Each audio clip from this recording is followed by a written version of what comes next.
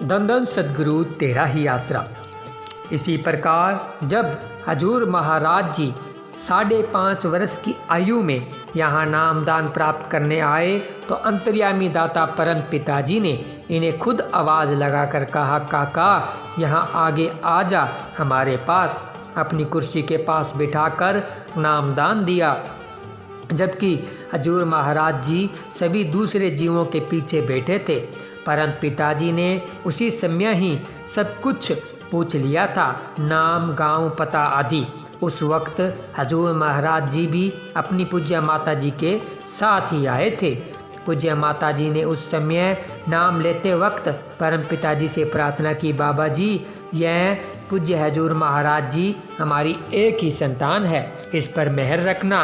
इस पर दयालु दाता जी ने मुस्कुराते हुए फरमाया, भाई तुम्हारा लड़का बहुत ही हंसमुख है। उसी पल से ही परम पिताजी ने इन्हें पूज्य हजूर पिताजी को अपनी नज़र में कर लिया था।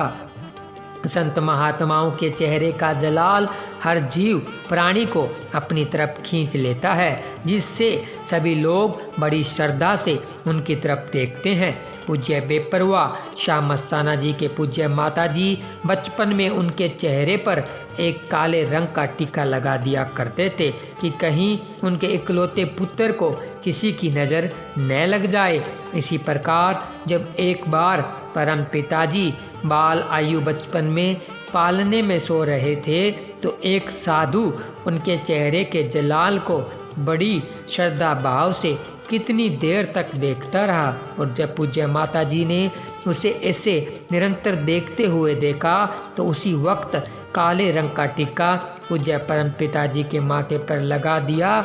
यह देखकर उस साधु ने बड़ी नम्रता से कहा, माता जी हम नज़र नहीं लगाते, इसके चेहरे में ऐसे लगता है कि ये बड़े होकर महाप्रतापी बनेंगे।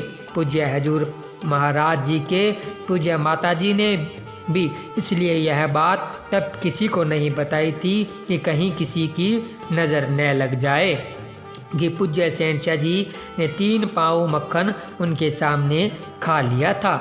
उस समय शहंशाह जी की आयु केवल 3 वर्ष की ही थी।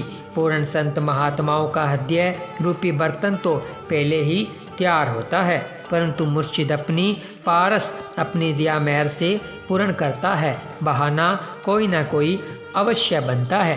बेपरवाह मस्ताना जी ने 70,000 में से अकेले ही नाच कर अपने अथाह प्रेम के द्वारा सतगुरु पूज्य बाबा सावन सिंह जी को खुश किया और अनंत बख्शिशें प्राप्त की। बाबा जी ने खुश होकर मस्ताना जी को बागड़ देश का बादशाह तथा शाह मस्ताना जी की उपाधि दी और फरमाया, जिसे तुम नाम दे दोगे उसका एक पांव यहाँ और दूसरा सचखंड में होगा, अर्थात वह रास्ते में कहीं भी किसी मंजिल पर नहीं रुकेगा।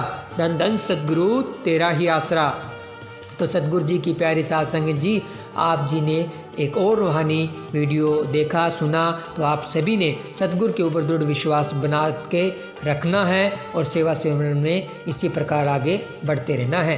रूहानी वीडियो आपको कैसा लगा कमेंट करके ज़रूर बताएं और आने वाली वीडियो आप ज़रूर देखें और इस वीडियो के कमेंट में पवित्र नारा लगाकर अपनी हाजिरी जरूर लगाएं जी। मिलेंगे जल्द एक और नई रूहानी वीडियो के साथ, तब तक के लिए धन्यवाद। धन धन सतगुरु तेरा ही आसरा।